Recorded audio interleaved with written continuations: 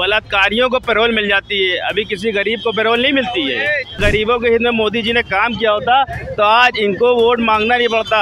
उन्होंने कुछ ऐसा काम किया है जो सबको, मतलब एक तो बच्चों के लिए भी उन्होंने बहुत कुछ किया है, तो इस वजह से हमें देखिए अभी हम अपना नजरिया थोड़ी डाल सकते हैं, वो तो चुनाव चल रहा है ना, लेकिन वो आदमी है, लगता है कि दुनिया में कि कोई है। नमस्कार, आप देख रहे हैं प्रत्यक्षदर्शी समाचार और आज हम मौजूद हैं लखनऊ की जानी मानी मार्केट अमीनाबाद मार्केट में और फिर से एक बार निकल चुके हैं चुनाव के मुद्दे को लेकर लखनऊ की गलियों में। आइए कुछ लोगों से बात करते हैं। तो इसी सिलसिले में हम और कुछ लोगों से बात करेंगे। सर, नाम क्या आपका? अकील अहमद जी, तो ये बताइए अब की बार जो मोदी का नारा है अब की बार 400 पार, और जैसे कि कल आई थिंक चौथा चरण है 13 तारीख को, तो आपको क्या लगता है इस बार वो 400 पार कर पाएंगे? नहीं, इस बार हमें नहीं लगता 400 पार कर पाएंगे, क्योंकि जिस तरह से वो चुनाव में आए थे 2014 में, उन्होंने जो वादे किए थे वो वादों पे वो बिल्कुल पूरे नहीं उतरे, तो इस वजह से ये लगता है कि अब की जनता इनको नहीं जिताएगी। अच्छा, तो आपको क्या लगता है इस बार पीएम की कुर्सी पर कौन बैठना, किसका बैठना ज़्यादा सही रहेगा? देखिए, पीएम की कुर्सी इंडिया गठबंधन है, उसके जो है कई लोग हैं दावेदार, मगर जो है राहुल गांधी मेन पार्टी कांग्रेस है, तो मेरा कहना है कि अगर वो जीते तो राहुल गांधी को बैठना चाहिए। सर, राहुल गांधी में ऐसा क्या है जो पीएम की कुर्सी पर बैठ सकता है? भाई, राहुल गांधी एक इंटेलिजेंट आदमी है, बाहर से पढ़ा लिखा है और मुद्दों पे बात करता है, जनता के बीच जाता है। जैसे कि सब मुद्दों, कौन से मुद्दों पे ऐसी उन्होंने बात की? हर किसी का मुद्दा उसने, देखिए सब्जी मंडी गया, वहाँ का मुद्दा उठाया, ट्रैक पे बैठे वहाँ का मुद्दा उनका देखा, और बाकी पूरे देश में घूम घूम के सारे लोगों की राय जानी। उसके बाद सारे लोगों के, पूरे हिंदुस्तान की जितनी राय थी उनके अंदर सब आ गई। अब जब वो चुनाव में जीतेंगे, प्रधानमंत्री बनेंगे, तो वो उन मुद्दों को याद करेंगे। वो याद करेंगे मैं भारत में कहाँ कहाँ टहला था, लोगों को क्या क्या परेशानियाँ थी, वो परेशानियाँ दूर करने के लिए वो काम करेंगे। और एक बात मैं ये कहना चाहता हूँ, जो इन्होंने अपना मैनिफेस्टो दिया है वो बहुत अच्छा मैनिफेस्टो है। ये जो गरीब महिलाओं को 1 लाख रुपये साल देने का वादा किया, ये सबसे अच्छा है। 1 लाख रुपए साल का मतलब हुआ 8,500 रुपये महीना। 8,500 रुपये महीना किसी गरीब के घर में जाएगा तो 1 महीने का उसका राशन पानी सब कुछ आ जाएगा। सर, क्या लगता है इंडिया के बजट के हिसाब से वो इतना अफोर्ड कर पाएंगे कि वो हर एक गरीब महिला को 1 लाख रुपए साल का दे पाएँ? बिल्कुल कर पाएंगे। जब बड़े बड़े उद्योगपतियों का कई लाख करोड़ रुपया माफ हो सकता है, तो क्या गरीब जनता को पैसा नहीं मिल सकता? अच्छा सर, आपने सुना होगा कि केजरीवाल को कल जमानत मिल चुकी है चुनाव के प्रचार प्रसार के लिए, तो आपको क्या लगता है वो सही है? हाँ, सही है, क्योंकि जो है उनका भी हक है, वो दिल्ली के मुख्यमंत्री हैं। बाकी तो मुकदमा उन पर चल ही रहा, केस चल रहा है, वो तो न्यायपालिका के ऊपर है। वो भाई, उन्होंने अगर नहीं किया होगा तो वो बाइज्जत बरी हो जाएंगे, अगर उन्हें कोई स्कैम किया होगा तो वो अंदर रहेंगे। अच्छा सर, अगर उनकी जगह पे हम एक गरीब किसान को लेते हैं, ठीक है, जो अपने फसल के बुआई कटाई के लिए अगर जमानत की मांग करता है, तो क्या लगता है उसे मिलती होगी? नहीं मिलती होगी। गरीब का तो कुछ नहीं होता है। गरीब जो है वो जेल में सड़ जाता है तो वो सड़ ही जाता है।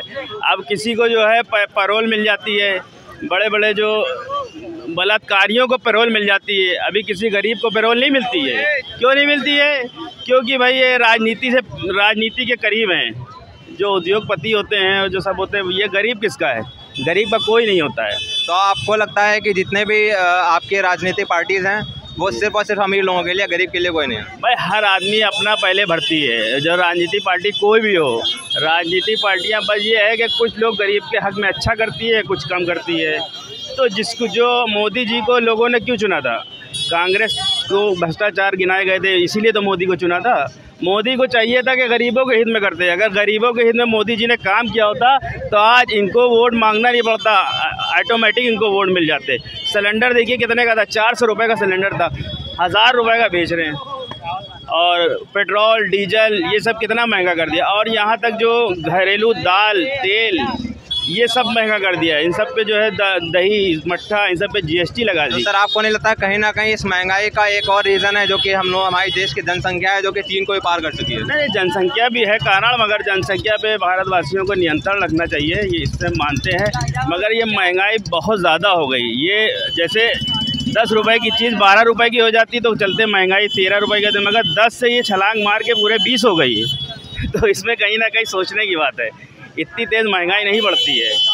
तो चलिए, हमारे साथ कुछ लोग जुड़ चुके हैं और उनसे हम चुनाव को लेकर बात करेंगे। सर, आपका नाम क्या है? मेरा नाम एजाज है। सर, मोहम्मद खालिद।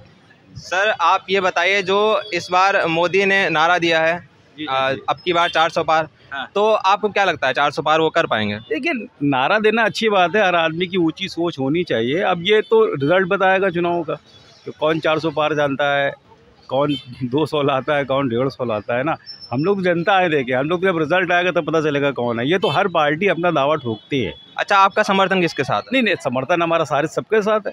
जो भाई हमारा समर्थन ही है हर उस पार्टी के साथ जो अच्छा काम करेगी, जो सत्य पे बोलेगी, है ना, जो यही समर्थन है हमारा। बिल्कुल। जो और मेन चीज़ ये है कि हमारा समर्थन चुनाव को, चुनाव होना चाहिए, निष्पक्ष होना चाहिए, है ना। तो आपका क्या मानना है, चुनाव इस बार निष्पक्ष हो रहा है या नहीं हो रहा? बिल्कुल हो रहा है, बिल्कुल हो रहा है। तो सर बाकी तो जो आप बता रहे हैं कि जो पार्टी अच्छा काम करेगी उसकी तरफ आपका समर्थन है, तो आपको क्या लगता है किस पार्टी ने सबसे अच्छा काम किया? आपको किसकी तरफ पल्ला भारी लग रहा है कि आप उसको वोट देना चाहेंगे? नहीं, देखिए हर एक का नज़रिया अलग अलग होता है ना। अब हमारा सबके अलग अलग ये क्षेत्र होता है, अलग अलग शहरों के अलग अलग मुद्दे होते हैं। सर आपका नज़रिया? किसी के लिए कोई अच्छा, किसी, देखिए अभी हम अपना नज़रिया थोड़ी डाल सकते हैं, वो तो चुनाव चल रहा है ना, अभी हम किसी के पक्ष में बोल ही नहीं सकते। नहीं सर, बिल्कुल बोल सकते। नहीं, हम अभी जो ये तो गोपनीय है ये बात। देखिए अगर हम किसी के पक्ष में बोलेंगे तो ये बात खुलेगी। अभी तो अपना मत जो है वो गोपनीय है, इसको बताना नहीं होता। अब देखते हैं भाई हमारे क्षेत्र में जो अच्छा कर रहा होगा या जो अच्छा करेगा, जो उसकी हमें उम्मीद होगी। मान लीजिए कोई प्रेजेंट टाइम पे आपके पास गाड़ी है, आपको लगता है दूसरी गाड़ी इससे अच्छा परफॉर्मेंस देगी तो आप गाड़ी बदल लेते हो। ये लगता है नहीं यार यही गाड़ी ज़्यादा बेस्ट है तो उसी पे चलते हो। तो वैसे ही हम लोग। सर राहुल गांधी को आप क्या कहना चाहेंगे? राहुल गांधी भी अच्छे इंसान है, बहुत अच्छा बोलते हैं, अच्छा चल रहा है, अच्छा अपना प्रचार कर रहे हैं, अच्छा उन्हीं ने रिस्पांस दिया है भारत जोड़ो यात्रा में, समझे आप। तो भारत जोड़ो यात्रा में तो हमको भी साथ देना चाहिए, आप लोगों को भी साथ देना चाहिए। अच्छा इंसान है, अच्छे लोगों का साथ देना चाहिए। सर जैसा कि आपने बात की भारत जोड़ो यात्रा की, तो आप इसके कुछ पॉजिटिव बताइए जो उनको कुछ फ़ायदा मिला हो भारत जोड़ो यात्रा से। तो पॉजिटिव, हर आदमी उनसे जुड़ रहा है, उनकी तरफ उनका ध्यान जा रहा है। जो लोगों ने पहले छोड़ दिया था अब लोग उनकी तरफ रुजू हो रहे हैं कि हाँ राहुल गांधी भी अच्छे इंसान हैं। राहुल जी की यात्रा जो है भारत जोड़ो यात्रा, दरअसल वो भारत को सभी को जोड़ने की यात्रा है ना। वो सीधे राजनीतिक यात्रा नहीं है उनकी भी। उनका सिद्धांत ये है कि सारे देशवासी जुड़ के रहें, सबको जोड़ना एक अच्छी बात है। सर 2014 से पहले भी क्या कांग्रेस ने कोई रैली निकाली है या सिर्फ जब वो चुनाव में कमज़ोर पड़ रहे थे तभी उन्होंने ये किया है? नहीं, रैलियाँ हमेशा होती रही, इससे ज़्यादातर रैलियाँ होती रही। अब तो रैलियाँ पहले से कम हो गई, बड़े रैलियाँ होती थी पहले के टाइम पे, हर पार्टी करती थी। अब तो फिर भी कम हो गई थी बीच में। तो इसी के साथ हमारे साथ एक और सर जुड़ गए। सर नाम क्या? मुकेश राय। मुकेश राय। सर हम आपसे ये पूछना चाहेंगे, इस बार जो मोदी जी ने नारा दिया है अब की बार 400 पार, तो क्या लगता है 400 पार हो पाएगा? देखिए आना तो चाहिए हर लोगों की। जिस तरह मूवमेंट है, लोगों का दबाव जो है, दोनों का दिमाग जो है सब तरह पड़ा हुआ है कि हाँ भाई, क्योंकि अर्थव्यवस्था दुनिया में अपना अच्छा है। इतना बड़ा कोरोना की बीमारी हुआ फिर भी हमारा देश काफ़ी अच्छा से जो है ना स्ट्रगल किया और काफ़ी जो है ना सबको मोटिवेट करा के ले चले। इसका देन मोदी जी को ही जाएगा।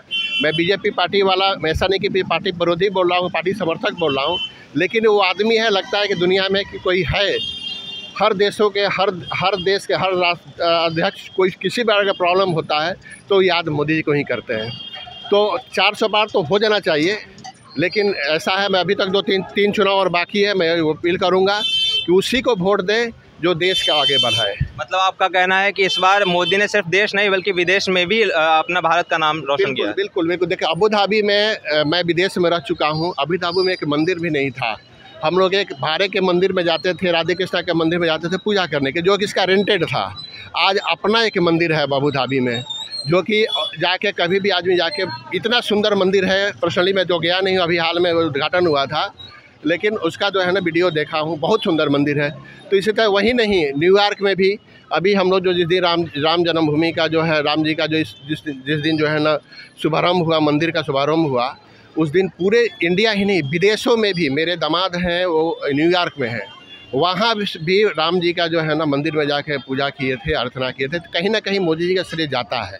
बीजेपी पे पार्टी के नहीं बोल रहा हूँ, पर्टिकुलर में आदमी के बारे में बोल रहा हूँ। सर आपको क्या लगता है इस बार राहुल गांधी का जो इतना बड़ा इंडिया गठबंधन है, कई सारी पार्टीज़ आपस में जुड़ी हैं, तो वो कहीं ना कहीं मोदी पे भारी नहीं पड़ रही हैं?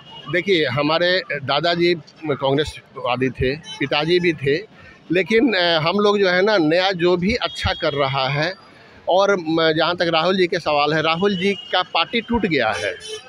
राहुल जी का पार्टी, नीतीश कुमार थे बिहार के मुख्यमंत्री, जो इंडिया गवर्नमेंट के मेन संयोजक थे, वो सडनली हट गए। वैसे ही बहुत लोग हट गए हैं, वो फिर भी बीजेपी में मिल गए। उनको लगा कि हाँ, इस पार्टी में आगे बढ़ाएंगे तो हमारा काम देगा। इसके चलते राहुल जी का उतना जो है ना स्कोप है नहीं। उनका जो है ना, हमको लग रहा है कि कांग्रेस जो है ना 100 भी ला जाए, बहुत बड़ा बात है। चलिए, अगर इस बार मान लीजिए मोदी जीत जाते हैं तो आप उनसे क्या एक्सपेक्टेशंस रखते हैं कि वो इस बार क्या और बेहतर कर सकेंगे? देखिए, हमको तेल का रेट कम चाहिए, नहीं चाहिए। हम जो है ना, देखिए दुनिया में सब्जी का रेट बढ़ रहा है, उसी हिसाब से बढ़े।